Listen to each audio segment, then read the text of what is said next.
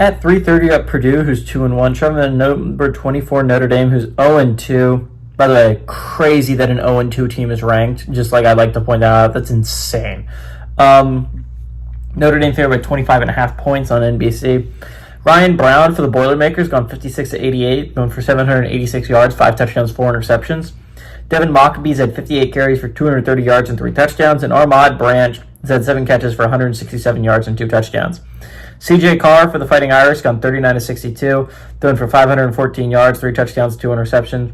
Jeremiah Loves had 33 carries for 127 yards and a touchdown, and Eli Raridan had 9 catches for 182 yards. Notre Dame is 58-26 all-time against Purdue. Last 3 games got to Notre Dame from 2014 to 2024. The last Purdue win at Notre Dame was in 2004. Freeman is 1-0 against Purdue in his career here at Notre Dame.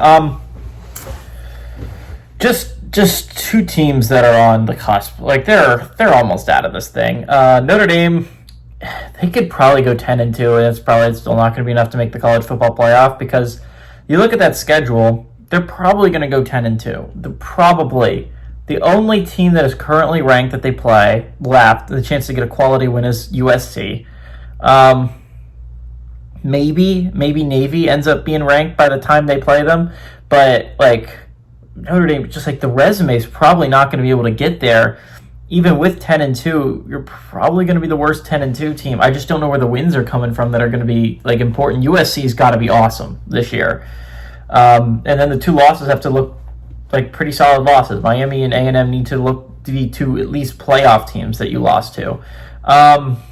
Yeah, it just hurts if you're Notre Dame. Purdue's coming off a rough loss against USC, right? That was one you kind of had to have if you're Purdue with the schedule that you have up ahead. It's going to be really hard for me to imagine you being able to win that game if you're a Boilermaker, right? This game's so important for Purdue, and you have so many more games ahead that are like going to be really, really difficult. I think they play Illinois next week. It's just like it doesn't get easier from here if you're Purdue.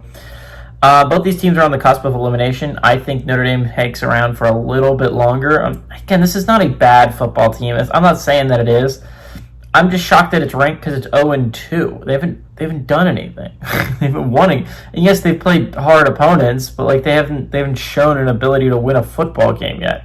How are they in the top 25 in week 4? I mean, like it's like that's crazy to me. I don't think Notre Dame can be a playoff team after those 2 losses. I think it's going to be really hard for me to imagine them getting into the college football playoff.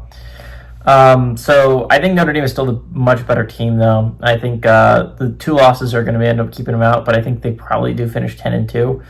Notre Dame is a much better team than Purdue. I think they're going to take their anger out on the Boilermakers. So give me the Fighting Irish to stay alive in the playoff conversation for at least another week.